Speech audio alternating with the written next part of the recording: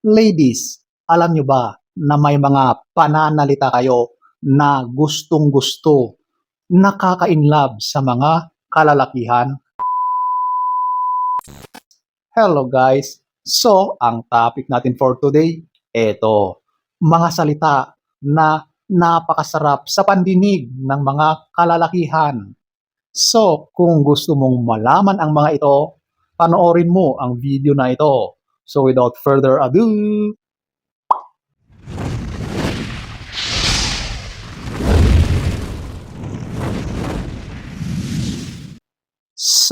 alamin natin ang mga salita or mga pananalita na sobrang napakasarap sa pandinig ng mga kalalakihan. Number 1, ito, yung I love you, mahal kita. Ang pakiramdam ng lalaki kapag sinabihan mo ng mga katagang yan, hindi maipaliwanag. Yan na yung pinaka-the best na words na gustong-gustong marinig ng lalaki. At kapag nasabi mo yan sa kanya, naku po, yan na po yung ultimate na gusto niyang mangyari, malaman mula sa iyo. Yung nararamdaman mo, yung totoo mong pakiramdam para sa kanya na mahal mo siya. Number 1. Number 2, ito yung I appreciate you. Ito naman yung pananalita na kapag nabanggit mo sa lalaki, masaya yan kasi alam niya na yung mga ginagawa niya, yung mga effort niya, trabaho at kung anuman yung ginagawa niya sa araw-araw, alam niya na na-appreciate mo yun, na suportado mo ang mga ginagawa niya. Alam mo, bilang kanyang partner, bilang isang nagmamahal, yun lang naman ang isa sa mga gusto niyang malaman, na behind everything na kanyang ginagawa ay nagugustuhan mo, ay ipinapakita mo na suportado mo siya sa pamamagitan ng pagbigay ng papuri, ng appreciation sa lahat ng kanyang mga ginagawa. Whether it be big or small, basta alam niya na galing sa'yo, galing sa puso mo yung mga sinasabi mo, okay na yun sa kanya. Simpleng mga bagay, pananalita, pero big time para sa mga lalaki. Kasi alam niya na galing yon sa kanyang minamahal na babae. Number 2. Number 3, eto yung I'm proud of you. Ipinagmamalaki kita. Wow! Yan talaga. Alam nyo, ang mga lalaki, mataas ang ego, ang pride. Kaya yung mga ganyang pagpapakita ng pagsuporta sa kanyang mga achievements, sa kanyang mga goals in life, sa everyday na kanyang ginagawa, nagpapataas yon sa kanyang pride at nagugustuhan ng lalaki yan kasi alam niya na suportado mo siya. So, kung ano man yung ginagawa ng partner mong lalaki, ipakita mo na talagang proud ka sa mga ginagawa niya. Of course, wala namang ibang gagawa niyan kundi ikaw mismo na kanyang partner. Matutuwa siya at talagang mas mararamdaman niya yung pagmamahal mo sa pamamagitan ng ganyang mga simpleng pananalita. Number 3. Number 4. Ito, yung you look great. Oh, di ba? Ibig sabihin, talagang pinupuri mo yung kanyang physical attributes, yung kanyang kakisigan, yung kanyang pagkamacho, yung kanyang pagkamagandang lalaki, yung kanyang pagkapogi, yung pananamit niya, yung pagdala niya sa sarili niya. Isa yan sa inaasam nilang marinig mula sa kanilang babaeng minamahal, sa kanilang mga partners in life. Okay? Kaya yung mga ganyang papuri, huwag mong ipagkait, okay? Sabihin mo na, huwag mo nang pigilan at siguradong sobrang matutuwa ang partner mong lalaki. Say it, okay? Number 4.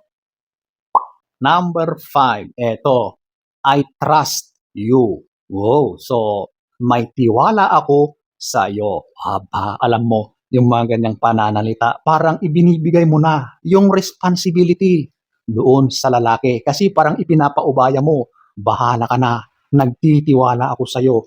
Alam ko na kayang-kaya mo yan. Ganon, di ba? Yung mga ganyang pananalita mo, nagbibigay yan ng moral boost sa kanya, 'di ba? Kasi Alam niya na nagtitiwala ka sa kanya, kaya gagawin din niya ang lahat-lahat na makakaya niya para lang ipakita sa iyo na, "Opo, eto ako, kakayanin ko 'yan, kayang-kaya ko 'yan para sa iyo. Andiyan ka lang lagi para sa mga suporta at kakayanin ko lahat ito." Oh, 'di ba? Yung mga pananalita na 'yan, malaki ang impact niyan sa lalaki. So, 'wag mong ipagkait, sabihin mo na, okay? Number 5. Number 6, I miss you always. I miss you already. Miss na kita. Wow! Alam niyo, yung mga ganyang mga sobrang pagpapakita ng pagmamahal, sobrang pagpapakita ng paglalambing, gustong-gusto ng partner mo yan. Talagang yung mga ganyan kapag naririnig niya, parang mas lalo siyang nai-inlove sa iyo sa mga ganyang mga sinasabi mo. Kasi nakikita niya yung feminine side mo, yung softness mo, yung gusto mo na ibigay yung sarili mo sa kanya. Nakikita ng lalaki yon at gustong-gusto niya. Okay?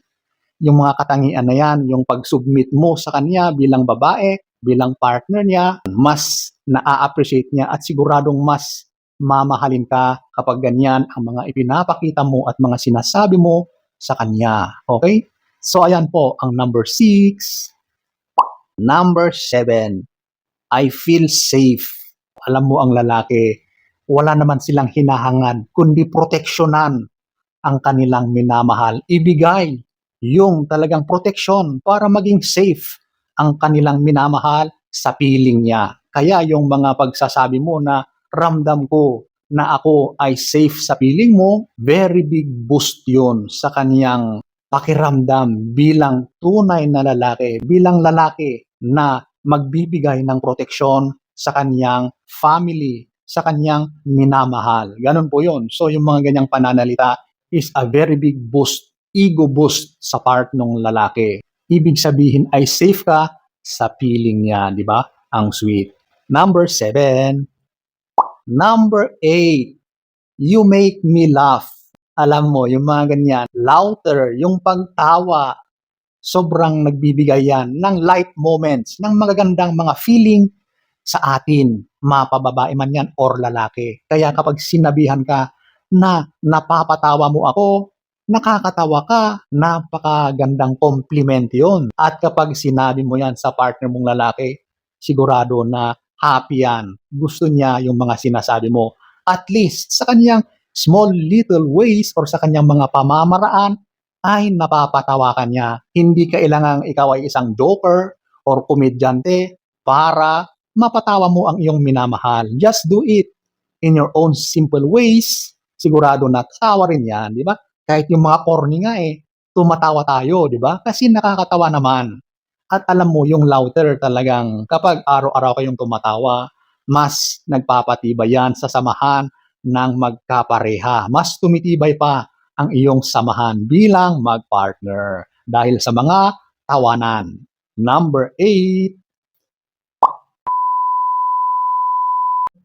So, ayan ang ilan sa mga salita or mga pananalita na napakasarap sa pandinig ng mga kalalakihan.